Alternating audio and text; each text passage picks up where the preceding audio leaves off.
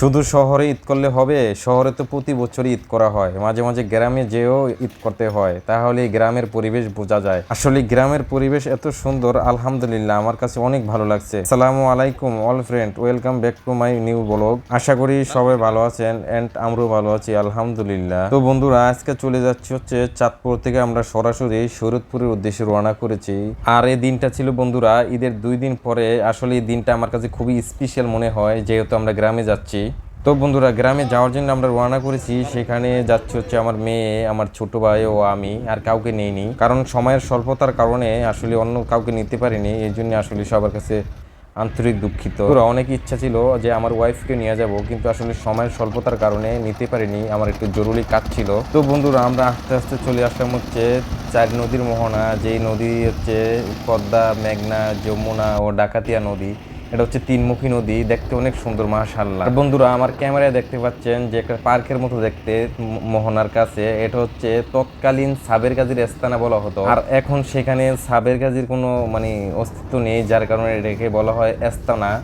এখানে সবাই ঘুরতে যায় বিভিন্ন উৎসবে, বিভিন্ন সময় ঘোরার জন্য। এটা খুব সুন্দর একটি জায়গা। আর মোহনার উপর দিয়ে বন্ধুরা আমরা চলে যাচ্ছি হচ্ছে শরীয়তপুরে, অর্থাৎ নদীর ওই পারে। দেখতে পাচ্ছেন এখানে আমার মেয়ে আর আমি বসে আছি, আর নদীটা অনেক বড়। আর বন্ধুরা, আর কি দুঃখের কথা বলবো, এই নদীতেই ছিল আমাদের অনেক জায়গা জমি, যেগুলা নদীতে ভেঙে নিয়ে গিয়েছে।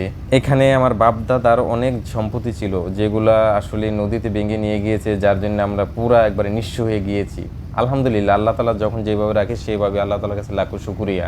বন্ধুরা, এই নদী দিয়ে আপনি যেতে পারবেন চট্টগ্রাম, বরিশাল, ঢাকা, খুলনা, যেই দিকে যান না কেন এই নদী দিয়ে যেতে হবে। এটা হচ্ছে 4মুখী নদী। আর বন্ধুরা, ওই যে দেখতে পাচ্ছেন, আপনাদের অনেক মনে প্রশ্ন আসতে পারে যে ছোট্ট একটা নৌকা দেখা যাচ্ছে, এটা হচ্ছে মাছ ধরার ট্রলার। এখানে ইলিশ মাছ ধরে, বিভিন্ন জাতির মাছ ধরে। আর আরেকটা গ্রাম দেখতে পাচ্ছেন বন্ধুরা, এটা হচ্ছে নদীর ওই পারে ছোট্ট একটি গ্রাম। এই গ্রামটাও এক সময় পানিতে ডুবেছিল, এখন চর বাসছে আর কি। এখানে বিভিন্ন লোকে বসবাস করে। বন্ধুরা, এই গ্রামে আমাদের কিছু জায়গা জমি আছে, যেগুলো আসলে কোনো কাজে লাগে না, হয়তো চাষাবাদ করা যায়। আসলে সবসময় তো আমাদের সময় হয় না চাষাবাদ করার মতো, সেই জন্য এগুলা এভাবে পড়ে আছে। বিভিন্ন লোকে চাষাবাদ করে খায়, খাক আলহামদুলিল্লাহ। তবে বন্ধুরা, এই নদীর উপর দিয়ে গেলে অনেক কষ্ট লাগে মাঝে মাঝে, কারণ এখানেই তো আমাদের বাপদাদার জায়গা জমি ছিল, অনেক সম্পত্তি ছিল, সেগুলা আজকাল নিঃস্ব, আমাদের কোনো কিচ্ছু নেই।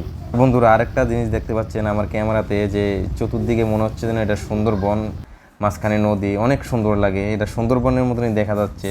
মাশাআল্লাহ, আলহামদুলিল্লাহ, অনেক ভালো লাগছে আমার কাছে। আর এখানে বন্ধুরা, শহর থেকে অনেক লোক আসে পিকনিক করার জন্য, ঘোরার জন্য। নৌকা দিয়ে তারা আসে, এখানে ঘুরে যায়, তারপরে খাওয়া দাওয়া করে এখানে বসে। সেই আনন্দটা আরো বেশি মজা বন্ধুরা। এই আনন্দটা আসলে যে করছে সেই জানে আসলে কতটা মজা, কতটা আনন্দ লাগে। বন্ধুরা, এই যে দেখতে পাচ্ছেন, এই নদীর 2 সাইডে এই হচ্ছে চর, বিশাল জায়গা, অনেক জায়গায় পড়ে আছে। এগুলা কেউ ভাবে কোনো কাজে লাগায় না বা কোনো কিছু করে না, এইগুলো এইভাবে পড়ে থাকে। তবে বন্ধুরা, বিকালবেলা এই নদী দিয়ে যদি নৌকা নিয়ে ঘোরা যায়, অনেক ভালো লাগে, অনেক বাতাস, অনেক ভালো লাগে। আসলে আবহাওয়াটা এত সুন্দর, যা আপনাদেরকে কিভাবে বোঝাবো, হয়তো আপনারা যদি কোনোদিন আসেন ঘুরে দেখে যেতে পারেন। বন্ধুরা, দীর্ঘ পথ জার্নি করার পর আমরা নেমে গিয়েছি নৌকার থেকে। দেখেন এখানে তো আমার মেয়ে নেমে অনেক এক্সাইটেড, সে কখনো এগুলা দেখে নাই গ্রামীণ পরিবেশ। সে আমাকে বারবার বলছে যে বাবা, এত মরিচ আসছে কোথার থেকে, সে তো আসলে কখনো দেখেনি, সে বুঝবে কিভাবে আসলে গ্রামীণ পরিবেশ যে কত সুন্দর।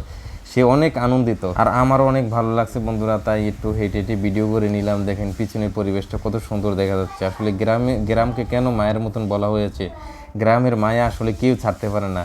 গ্রাম হচ্ছে অন্যরকম একটা দৃশ্য, অন্যরকম একটা ভালো লাগার জায়গা। বন্ধুরা, গ্রাম হচ্ছে এমন একটি জায়গা যেখানে শাক সবজি তরকারি যেগুলো সবসময় ন্যাচারাল পাওয়া যায়, আলহামদুলিল্লাহ। এগুলো খেয়েই মানুষ সুস্থ থাকে। আর আরেকটা মজার বিষয় হচ্ছে কি বন্ধুরা জানেন, আমরা শহরে থেকে খেতে পারি না, অনেক খেলে আমাদের অসুস্থ বোধ লাগে। আর গ্রামে যারা থাকে এরা আলহামদুলিল্লাহ এত পরিমাণ খায় যা আপনার দেখলে অবাক হয়ে যাবেন। এইটা হচ্ছে বন্ধুরা, আমরা নদীর পাড় দিয়ে হেঁটে হেঁটে যাচ্ছি আমাদের বাড়িতে আর কি, আমার ফুফুর বাড়িতে, চাচার বাড়িতে ও আমার কাকার বাড়িতে যাচ্ছি। বন্ধুরা, আজকে এই পর্যন্তই। সবাই ভালো থাকবেন, সুস্থ থাকবেন। দেখা হয়ে যাবে পরবর্তী আবার গ্রামীণ পরিবেশ নিয়ে কোনো ব্লগ।